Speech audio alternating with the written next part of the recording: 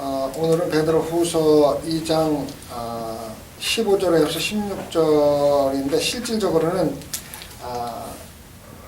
민수기에 대한 얘기입니다. 민수기에 대한 얘기.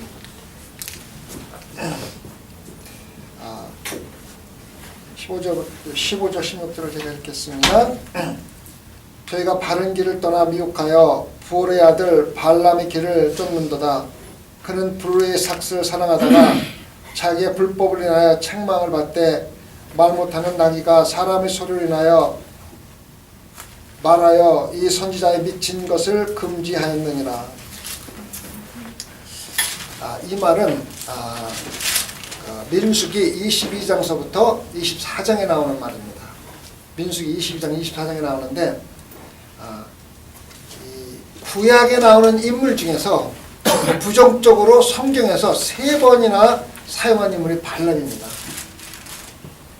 유다서에 발람 똑같은 거짓 선생에 대한 유다서에 나옵니다. 그 다음에 베드로후서에 나오고 그 다음에 요한계시록에 나옵니다. 요한계시록에 나중에 발람이 발락을 이용해서 이스라엘 백성들을 유혹해서 타락하게 만드는데 사용됩니다. 그래서 여러분들이 이걸 잘 생각해야 돼요. 왜 성경에 3번씩이나 인용되어 있는가 한번 가만히 생각해 보면은 발람이 얼마나 교모한 사람인가를 갖다가 우리가 알 수가 있어요.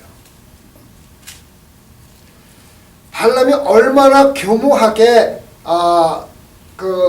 하나님을 속였는지 지금도 많은 목사님들이 발람 이야기를 긍정적으로 해석을 해서 설교를 하시는 분들이 많아요. 발람은 처음부터 시작해서 끝까지 하나님만 찾은 사람입니다. 그래서 언뜻 보기에는 정말로 믿음이 좋고 하나님 뜻대로 하는 사람 같아요. 그래서 여러분들 한번 민수기 발람의 이야기에 대해서 설교 들을 적에 한번 온라인에 찾아보세요. 많은 목사님들이 발람은 정말 하나님이 시키는 대로만 한 사람이라고 그렇게 설교하시는 분들이 참 많아요. 그건 잘못된 겁니다. 첫째 잘못된 이유가 뭐냐면 성경에서 신약에서 잘못된 예로 들어서 사용을 하는데 잘됐다고 설교하는 거는요, 성경을 반역하는 거랑 똑같습니다. 전혀 성경에 맞지 않다는 거예요. 그래서 발람은 100% 잘못된 선지자입니다. 발람이 훌륭한 선지자이면 틀림없습니다. 그런데 잘못된 선지자입니다. 왜 잘못됐는가를 오늘 잘 들으시기 바랍니다. 제가 성경을 읽어본 중에서 발람같이 겸허하게 하나님을 이용해서 이득을 본 사람이 없어요. 정말 겸허합니다. 겉으로 보면은 정말 훌륭한 선지자고 하나님만 의지한 사람 같이 보이는데 그 뒷면에 숨어있는 것은 정말 사악한 마음이 숨어있는 걸 갖다가 볼 수가 있어야 됩니다. 아시겠습니까? 발람은 아람 사람입니다. 아람은 이스라엘 북쪽에 있는 나라입니다. 그래서 옛날에는 이스라엘 백성들이 아람어를 사용했습니다. 아람어를. 그래서 예수님도 아람어로 말씀하셨습니다. 신약 성경에서는 원문이 아람어로 기록된 부분도 많이 있습니다. 그리고 이스라엘 백성들이 바벨론으로 또 메데바사로 노예로 갔다가 돌아올 적에 어떠한 증명증이 있어야 되는데 증명이 전부 다 아람어로 되어 있는 언어를 사용했습니다. 그래서 아람어는 이스라엘의 공통어로 쓰인 적도 있습니다. 그래서 발람 선지자는 아람 사람입니다. 아람 사람에서 아람에 있는 사람인데 이 당시의 배경을 보면은 민수기입니다. 민수기. 그때는 됩니까? 이미 이스라엘 백성들이 출애굽을 다 해가지고 모압 땅, 다시 말하면은 여리고성 맞은편에서 이스라엘 백성을 쳐들어가기 바로 직전에 일어난 일입니다. 모압 왕 발락이 이스라엘 백성들이 엄청나게 강하게 몰고 올라가는 것을 보고 겁을 먹었습니다. 겁을 먹어가지고 그 당시에 발람이 굉장히 유명한 선지자였음이 틀림이 없습니다. 그래서 가장 훌륭한 선지자가 가장 타락한 선지가 되는 모습을 보여줍니다. 천사가 타락해서 죄인이 되듯이 똑같은 모습입니다. 그래서 그 당시에 발람이 굉장히 유명한 선지자, 그 사람이 저주하면 저주가 일어나고 축복을 하면 축복이 일어난다는 얘기를 들은 소문을 듣고 발람이라는 그 당시 모압 왕이 발람을 초대를 합니다.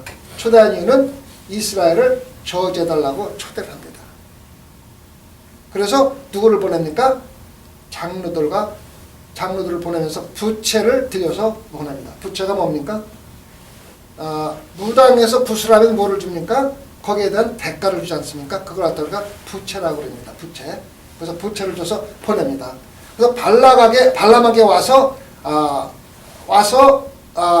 들어옵니다. 들어와서 정확하게 그들이 왜 왔는지를 갖다가 발람에 설명을 해줍니다. 근데 발람은 그들을 환영해서 받아들입니다. 그때 하나님이 묻습니다. 그 사람들이 누구냐? 묻습니다. 아담과 하와가 죄를 지었을 적에 하나님이 뭐라고 그랬습니까? 아담아, 내가 어디 있느냐 묻지 않지 않습니까? 왜 숨었느냐 묻지 않습니까? 하나님은 가끔 우리에게 묻습니다. 뻔히 알고 있으면서 우리가 묻는데 우리의 대답을 봄으로써 그 마음속에 무엇이 있는지를 갖다가 살펴보십니다. 근데 발람이 그 사람들을 초대해서 불러들였다는 것은 그 가운데에 자기가 이 사람들의 말을 들어주고 돈을 벌겠다는 마음이 가득 차 있었습니다. 하나님이 그걸 보십니다. 보시고 그 사람이 누구냐 묻습니다. 발람은 솔직히 대답을 해줍니다. 이 사람들이 이렇게 온 사람들이고 이렇게 된 사람이더라고 설명을 해줍니다. 하나님께서 뭐라고 그러십니까? 절대로 그 사람들 하고 같이 가지도 말고 그 사람 말을 듣지도 말라고 경고를 해주고 분명히 말을 해줍니다. 발람이 그 사신들을 불러들일 때 이미 발람이 이스라엘 백성에서 저주하지 알아야 된다는 걸 알고 있으면서 불러들였고 또 하나님의 음성을 듣고서 하나님의 분명한 메시지를 받습니다. 그래서 하나님의 말씀대로 돌려보냅니다. 어떻게 보면은 정말 훌륭한 선지자 같고 정말 하나님의 말씀대로 따라 사는 사람 같습니다. 그래서 사신들이 갑니다. 가서 발람에게 모든 것을 보고를 합니다. 발람이 이렇게 얘기해서 우리를 돌려보냈습니다. 발람이 그래? 그럼 이번에는 더 높은 사람, 더 많은 재물을 보내서 보내겠다 해갖고 고관들을 보냅니다. 고관들과 더 많은 것을 해서 보냅니다. 그래서 발람에게 갑니다. 발람이 또 그 사람들을 불러들입니다. 이거는 뭐냐면은 하나님이 분명히 하지 말라고 했는데 하나님도 분명히 알고 있으면서 마음속에 물질에 대한 명예에 대한 욕심이 가득 차 있기 때문에 버리지 못하는 거예요. 못 버리는 거예요. 이게 바로 우리 신앙생활과 거의 비슷합니다. 우리가 하나님 뜻을 알고 행해야 되는데도 세상적인 욕심과 물질에 대해서 완전히 버리지 못하는 마음은 똑같은 마음을 갖고 있는 거예요. 그러면서 다시 불러들이지 않습니까? 불러들여가지고 가서 뭐랍니까? 내가 하나님께 뜻을 묻겠나이다. 저 겸허합니다. 겸허해. 발람이 하나님 뜻을 알고 있습니까? 모릅니까? 알고 있죠. 알고 있는데 또 가서 하나님 가서 묻겠다는 거예요. 또 얼마나 겸허한지 여러분들 이거 알아야 돼요. 우리가 하나님의 뜻을 아는 것은요 더 이상 물을 필요가 없어요. 내일 제가 설교 중에서도 대사로 전서 가지고 설명하는데 우리 인간들이 신앙생활하면서 가장 겸허한 게 뭐냐면 하나님의 뜻을 분명히 알고 있는데 자기 하는 죄를 정당화하기 위해서 하나님의 뜻을 묻습니다. 성경이 분명히 이것은 죄라고 얘기했는데 그 죄를 짓기 위해서 그냥 알면서 죄를 지으면은 불편하고 죄라는 게 분명하니까 하나님의 뜻을 묻고 죄를 짓겠다고 하나님의 뜻을 묻습니다. 그거는 하나님이 가장 싫어하는 것입니다. 하나님의 뜻이 분명히 노 했는데 왜 또 하나님의 뜻을 물어? 하나님의 마음을 변하시는 분입니까? 하나님이 전지전능 하신 분입니까? 하나님이 이랬다 저랬다 하는 사람입니까? 아니잖아요. 발람 분명히 알면서 다시 여기서 기다리라는 하나님 가서 묻겠습니다. 가서 하나님 가서 묻습니다. 뭐라 그러니까 하나님이 똑같은 대답하실 것 같아요? 안 합니다. 뭐라고 하십니까? 가라. 가라. 그 가라는 것이 가서 일을 하라고 그 허락을 하는 게 아닌데 깨달을 기회를 줘도 발람은 깨달은 거야. 가래? 그러니까 얼씨구나 하고 가는 거야 이제 발람이.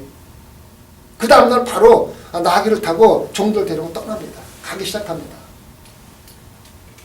하나님의 참 뜻을 모르는 거예요. 하나님이 가라고 하면은 그것이 진짜로 가라는 거지 하고 갑니다. 제가 미국에 살면서 그 아이들과 그 문화적인 차이 때문에 그런 오해가 있는데 많습니다. 우리 막내딸 특히 많이 그러는데 자기가 하지 말아야 될 일을 갖다가 우리한테 하게 해달라고 부탁을 할 적에 우리가 이제 처음에 하지 말라고 몇 번 그러잖아요. 그러면 계속해서 물으면은 화가 나잖아요. 그럼 알아서 해. 그 뜻은 뭡니까? 하지 말라는 거 아니에요. 근데 얘네들은 그게 지금 하라는 거죠. 하라는 건 줄 알고 가서 합니다. 그 뜻을, 본 뜻을 모르는 거예요. 발람이 하나님께서 화가 나서 가라고 그러는 걸 갖다 모르고 얼씨구나 그 다음날 마귀를 타고 갑니다. 가는데 무슨 일이 일어납니까? 16절에 나온 얘기가 나옵니다.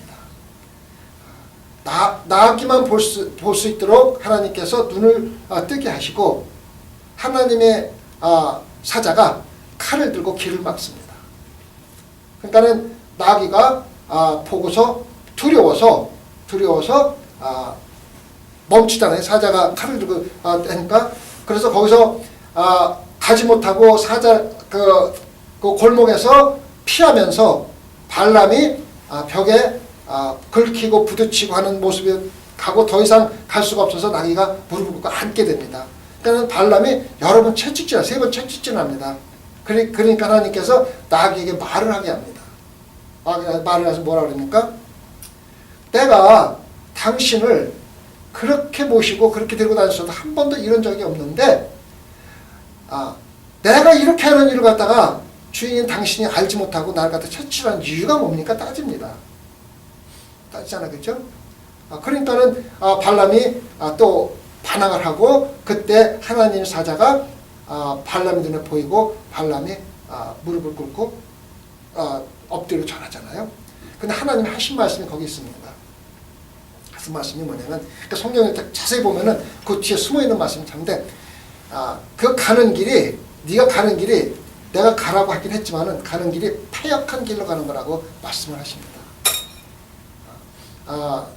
22장 32절, 33절, 34절 꼭 보면은 네가 가는 길이 패역한 길로 가는 길이라고 이야기를 합니다.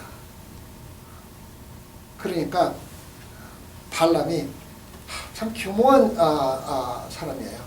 하나님께 뭐라고 그러시냐니까 하나님이 기뻐하시지 않으면은 내가 돌아가겠나이다 얘기를 합니다. 정말 교묘한 그 얘기가 얼마나 교묘한 얘기냐면은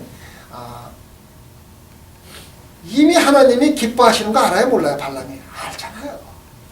하나님이 2번이나 막았죠.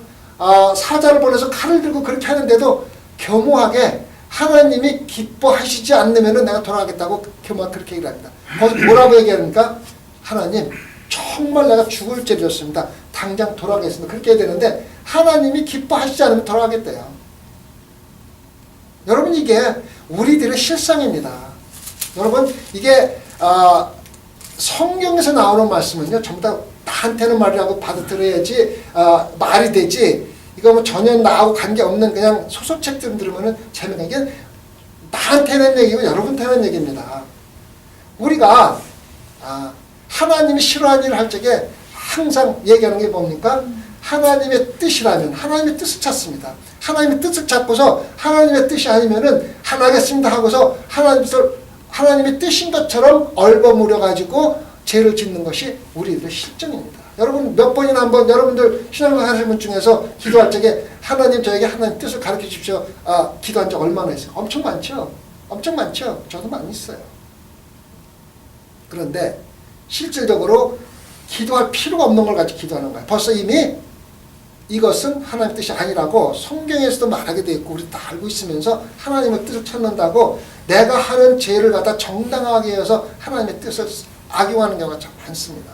부정할 수가 없어요. 저도 그랬어요. 근데 지금 발람이 똑같은 짓을 하고 있는 거예요. 똑같은 짓을. 하나님이 내가 그렇게 하지 말라 그랬고 처음에 왔을 적에 가지도 말고 저주하지 말고 아무것도 하지 말라 그랬는데 두 번째 와서 하나님 화나서 가라 그랬는데 또 하나님 패역한 길로 간다고 그랬는데 뭐라 그러냐면은 하나님이 기뻐하시지 않으면 돌아가겠습니다. 하나님이 끝까지 보는 거야. 볼 때까지 보는 거야. 그럼 알아서 해. 그래서 패역한 길로 계속 들어갑니다. 아시겠습니까? 그런데 발람은 말끝마다 하나님이 나에게 주는 말만 한다고 그래요. 그 뒤에 숨어있는 그 음침한 생각을 하나 생각해 보세요. 첫 번째 그렇게 하는 이유는 뭐냐면은 자기가 훌륭한 하나님의 종이라는 것을 정당화하는 첫 번째입니다. 그리고 발람은 선지자입니다. 하나님 뜻을 압니다 이미. 그래서 발락에게 자기가 저주를 하더라도 저주를 하지 않더라도 나는 잘못된 게 없다는 걸 정당화하기 위해서 그런 말을 수없이 합니다. 하나님이 내게 주는 말만 하겠다. 나는 주는 말만 하겠다. 우리 신앙생활하면서 그렇게 많이 합니다. 하나님의 뜻이기 때문에 하겠다. 하나님 뜻도 아닌데 하나님 뜻이기 때문에 하겠다고 말을 합니다. 또 내가 잘못된 걸 정당화하기 위해서 하나님이 이렇게 시켰다고 얘기할 때 참 많습니다.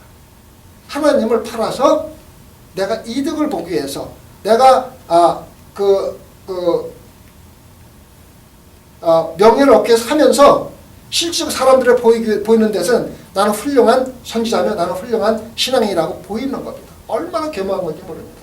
남들이 보기에는 목사님들이 갖고 그 발람을 가지고 정말로 믿음이 좋은 사람이라고 설교를 할 수 있을 정도로 발람은 겸허하게 하나님을 이용해서 그 뒤에 숨어 있는 자기의 이득을 챙기려고 합니다. 참 겸허하죠, 그렇죠? 뭐라고 해서 하나님이 가지 말라고 그랬는데 가면서 하나님이 기뻐하시지 않으면 안 가겠대요. 다 알면서. 참 웃기잖아요, 그렇죠? 그래가지고 결국 갑니다. 가면서 계속해서 말하는 게 하나님이 기뻐하시지 않으면 안 합니다. 하나님이 주시는 말만 하겠습니다. 하나님이 하지만은 그 뒤에는 자기 이득이 숨어 있는 거예요. 나중에 그가 드러납니다. 그 다음에 나타난 게 뭐냐면 어디서 지금 제사를 드립니까? 바알의 산당에서 7 양을 제사를 드리면서 예언을 하려고 합니다. 다시 말하면은 발람은 하나님의 선지자면서 이방신의 산당에서 제사를 드리는 겁니다. 그래서 하나님이 말씀하신 대로 이스라엘을 저주합니다. 2번 저주합니다. 세 번째는 어떻게 하는지 아십니까? 발람이 더 이상 하나님의 능력을 빌리지 아니하고 사막을 바라보면서 자기가 이루고자 하는 욕망을 이루려고 합니다. 다시 말하면 자기가 발락을 모압 사람들을 축복을 해줘야 그 사람들로부터 영광을 받고 그 사람들로부터 부채를 받고 돈을 받고 사례비를 받는데 지금 하나님의 영이 자꾸 저주를 하게 만들니까 하나님의 영을 돌아서서 사막을 보고 축복을 하려고 합니다. 보시겠어요? 처음부터 끝까지 발람의 마음속에서는 그 사람들로부터 영광을 받고 그 사람들에게 물질을 받는 것 외에는 아무것도 없었는데 겉으로 보기에서는 하나님의 가장 신실한 종처럼 하나님 합니다. 이게 요즘 신앙인들의 가장 큰 문제입니다.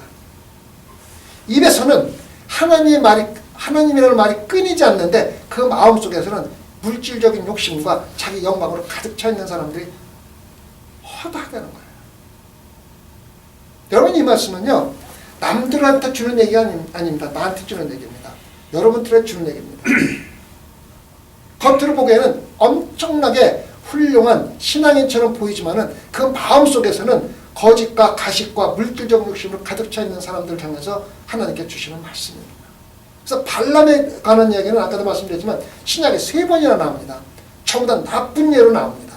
근데 겉으로 보기에는 신앙을 한 목사님들이 볼 적에도 정말 훌륭한 하나님만 찾고 하나님 말씀대로만 하는 그러한 종으로 보일 확률이 크기 때문에 그러한 식으로 설교하시는 분들이 참 많이 있습니다.